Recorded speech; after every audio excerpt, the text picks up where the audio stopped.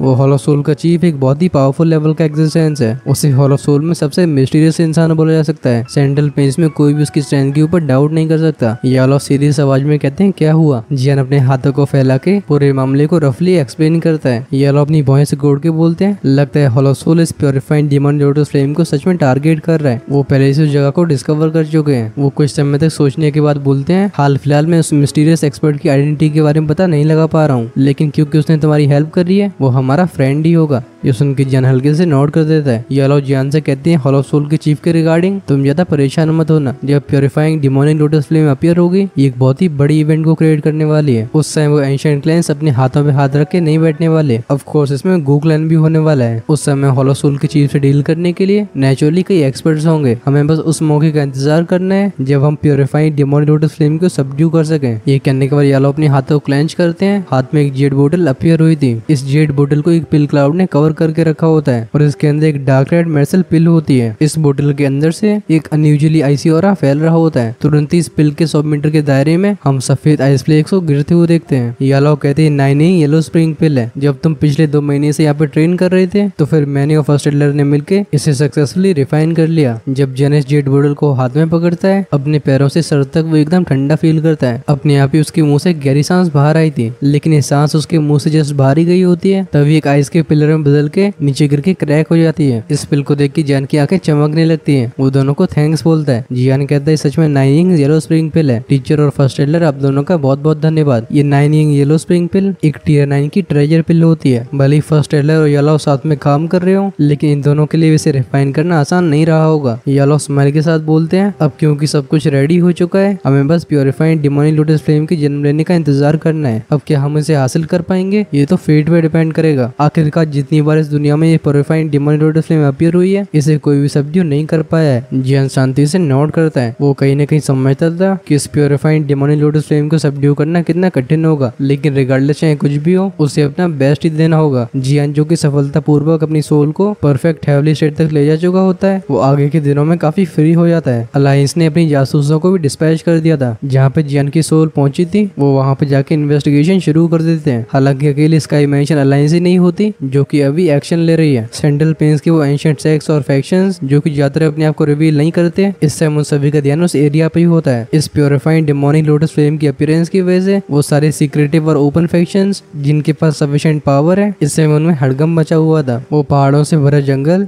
जो कि ज्यादातर खाली रहा करता था, इस समय बहुत ही लाइवली हो गया होता है। ऐसे छिपे हुए ऑपरेशन अगले 4 दिन तक और काम करते रहते हैं। जियान जो कि फॉलिन स्टार पवेलियन के एक बहुत ही ऊंचे से पेड़ पे बैठा हुआ होता है, अचानक से उसने अपनी आंखें खोल ली थी। उसकी आंखें दूर के आसमान की तरफ देखती हैं। अभी 2 चंद्रमा जो कि एक ऊपर और एक नीचे होता है, वो अचानक से अपीयर हो गए थे। साथ में सभी की स्टैंड आंखों के सामने आसमान में 9 सितारे शिफ्ट हो जाते हैं। फाइनली ये सभी एक स्ट्रेट लाइन बना लेते हैं। जैसा कि फ्रेज था, 2 moon simultaneously appearing, 9 stars aligning, a world tide rising, the demonic flame descending. Finally इस मोमेंट में डिमोनिक लोटस फ्लेम इस दुनिया में अपीयर हो चुकी है। जिस पल ये 9 सितारे एक लाइन में अलाइन होते हैं, ये पूरी दुनिया अचानक से एक बहुत ही पावरफुल फ्लक्चुएशन को एमिट करती है। खाली स्पेस में से एक अजीब सा फॉग बाहर आता है। एक बैंग साउंड वाली साउंड वेव चारों तरफ फैलने लगी थी। जियान उस पेड़ की टॉप पे जाके खड़ा हो जाता है। वो अपने सर को उठा के उस जगह पे देखता है जिस जगह को फॉग कवर करता जा रहा है। वो खुद से बड़बड़ाते हुए बोलता है ये एक वर्ल्ड टाइड है। ये सच में वैसी ही है जैसी एंशिएंट मैप में लिखी हुई थी। जब जियान खुद से बातें कर रहा होता है, स्विच साउंड के साथ स्टार रियल में से कई रे ऑफ लाइट बाहर आती हैं। ये कुछ ही फ्लैश में जियान के साइड में अपीयर हो गई थी। ये येलो का ग्रुप था। येलो जियान के बगल में आके एक ग्रेव आवाज में बोलते हैं तो ये डेमोनिक फ्लेम फाइनली दुनिया में अपीयर हो रही है। जियान नोट करता है कल से अनगिनत एक्सपर्ट्स उस प्योरीफाइड डिमोनिक लोटस फ्लेम की जगह पे मक्खियों की तरह आगे बढ़ रहे होंगे। हालांकि इन सभी में से ज्यादातर को पता होता है कि इनके पास प्योरीफाइड डिमोनिक लोटस फ्लेम को सबड्यू करने की बिल्कुल एबिलिटी नहीं है, लेकिन तब भी इनका एटीट्यूड एकदम उम्मीद से भरा हुआ होगा। आखिरकार जो भी इस प्योरीफाइड डिमोनिक लोटस फ्लेम को हासिल करके इसे रिफाइन कर लेता है, उसकी स्ट्रेंथ तुरंत ही आसमान को छू लेगी। उस समय भले उस एक्सपर्ट की फाइट ऐसे एक्सपर्ट से हो जाए जिसकी स्ट्रेंथ उसे काफी ज्यादा हाई है, तब भी वो उससे आसानी से जीत सकता है। लोगों के लिए टेम्पटेशन को रेस करना बहुत मुश्किल है। ये लोग पूछते हैं हम मूव करना कब शुरू करें। इस क्वेश्चन को सुन के जियान थोड़ा हेजिटेट करने लगता है, लेकिन जैसे वो बोल नहीं पा रहा था, तब अचानक से हम उसके एक्सप्रेशन को चेंज होते हुए देखते हैं। अचानक से उसका सर घूमता है। वो देखता है नॉर्थ वेस्ट के आसमान की तरफ। काले आसमान की उस जगह से एक इंटेंस लाइट एमिट हो रही थी। ये रोशनी अपने साथ एक एक्सट्रीमली टेरिफाइंग टेम्परेचर को लाती है। ये किसी वेव की तरह फैलती है। एक ही पल में इसने एक बहुत ही बड़े एरिया को कवर कर लिया था। भले उस जगह से फॉलिन स्टार पवेलियन काफी दूरी पे हो, फिर भी लोग हीट को राइज होते हुए फील कर सकते हैं। येलो भी इस अनयूजुअल फिनोमेना को सेंस करते हैं। उन्होंने तुरंत एक ठंडी सांस भरी थी। उन्होंने एक्सपेक्ट नहीं किया होता कि डिमोनिक लोटस फ्लेम सील से बाहर आने के लिए इतनी ज्यादा एंशियस होगी। वो कहते हैं ये प्योरीफाइड डिमोनिक लोटस फ्लेम है। अचानक से जियान का हाथ अपने माथे पे प्रेस होता है। वो मिस्टीरियस लाइट का क्लस्टर जो कि उसके सर में होता है, अब ये बहुत ही इंटेंस रिपल्स को फॉर्म करने लगा था। इस चीज को सेंस करके जियान एक गहरी सांस को छोड़ता है। उसके माइंड में एक थॉट फ्लैश हुआ था। वो धीरे धीरे करके उस लाइट क्लस्टर को सप्रेस करने लगता है। उसकी परफेक्ट हेवली स्टेट की स्पिरिचुअल स्ट्रेंथ के साथ भले ही उस लाइट क्लस्टर के अंदर एंटर ना कर पाए, लेकिन इसे सप्रेस करने में उसे कोई परेशानी नहीं होती। जियान डीप आवाज में कहते हैं हम अभी निकल रहे हैं। रिगार्डलेस सिचुएशन चाहे कैसी भी हो, लेकिन वहाँ पहुंचने के बाद हम डिसाइड कर पाएंगे कि हमें क्या करना है। अपने दिमाग के अंदर उस रोशनी को सप्रेस करने के बाद उसकी आंखें एकदम चमकने लगती हैं। उसने बिल्कुल एंटिसिपेट नहीं किया था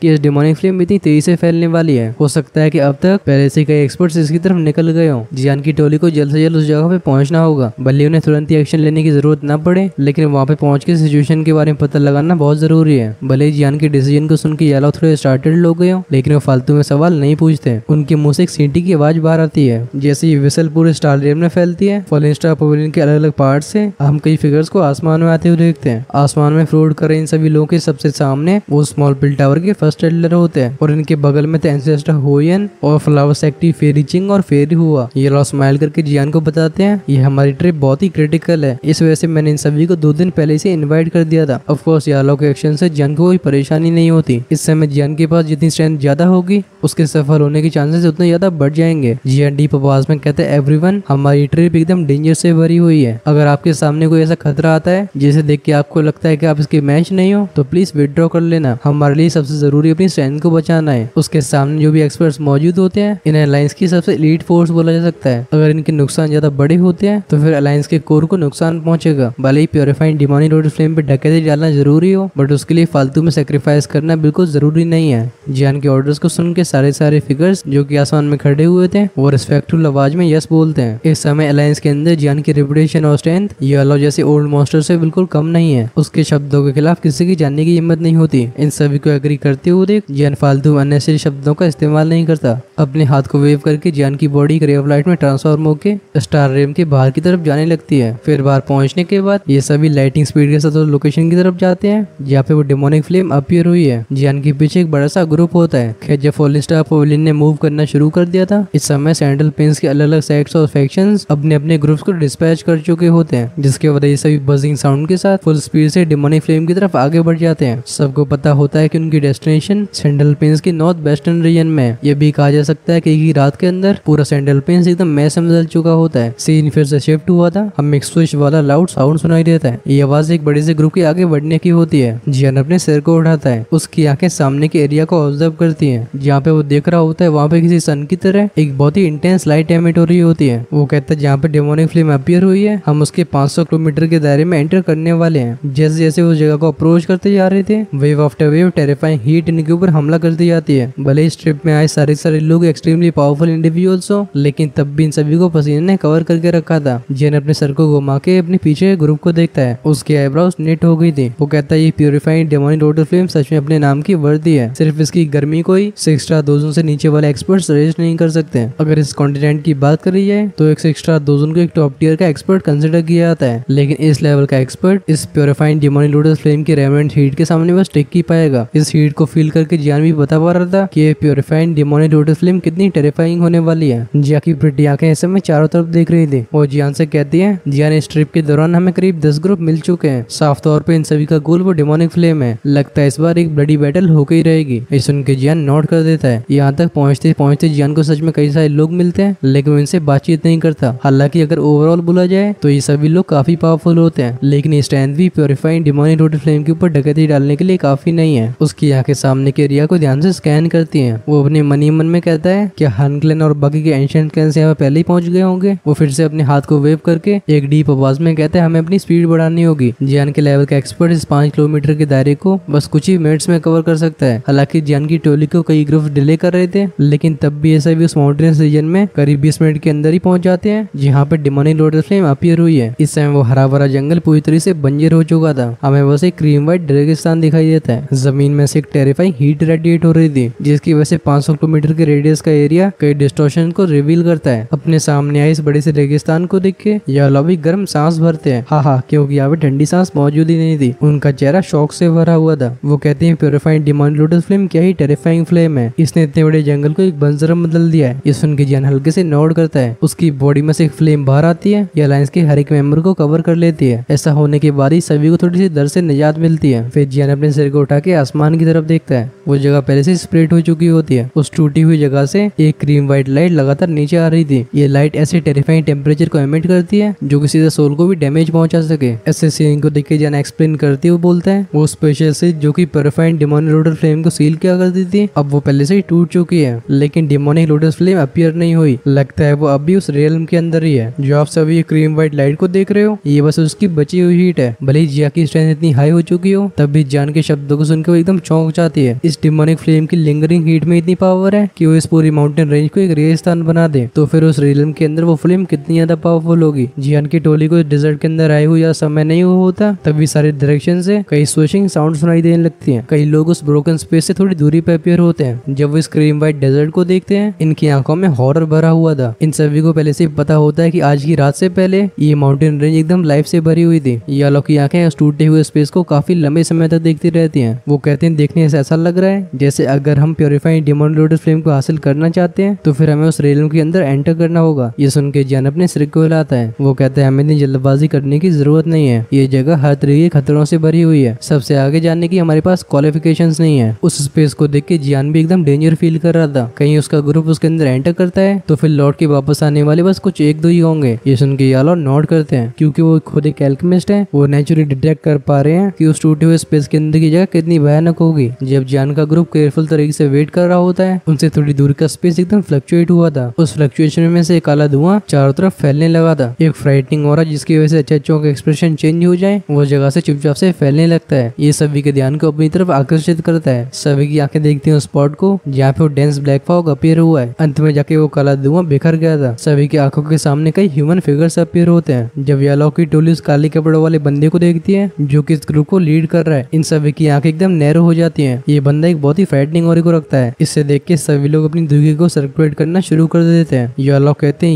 ये हॉल ऑफ सोल का चीफ है। अब क्या यालो का ये गैस सही है? आप सभी कमेंट्स में लिख के बताओ। वैसे मुझे तो सही लग रहा है। अगले पार्ट में हम देखने वाले 8 वेस्टलैंड डिस्ट्रक्शन फ्लेम को, जिसके बाद जियान जुनर से फिर से मिल रहा होगा। अब आगे क्या होगा चलो उसके बारे में जानते हैं नेक्स्ट पार्ट में। अगर आपको ये एक्सप्लेनेशन पसंद आई है तो फिर वीडियो को लाइक और चैनल को सब्सक्राइब जरूर करना, जैसे हमारी वीडियोस आपके पास लगातार पहुंच सके। और जो आने वाले एपिसोड्स को रिलीज होने से पहले ही देखना चाहते हैं उनके लिए चैनल की मेंबरशिप सभी ओपन है। आप उसे ज्वाइन करके हमारी हेल गार्डन फैमिली को सपोर्ट तो कर ही पाओगे, इससे आपके लिए अर्ली एक्सेस वाला फीचर अवेलेबल हो जाएगा। ज्वाइन का ऑप्शन मिलेगा चैनल की होम पेज पे। चलो यहीं पे वीडियो को फिनिश करते हैं। यहाँ तक हमारे साथ बने रहने के लिए आप सभी का धन्यवाद। वैसे अगर आपने पिछले पार्ट को मिस कर दिया था तो उसे आप लेफ्ट में क्लिक करके डायरेक्टली देख सकते हो। चलो हम मिलते हैं वीडियो के उस पार। Until then tata bye bye.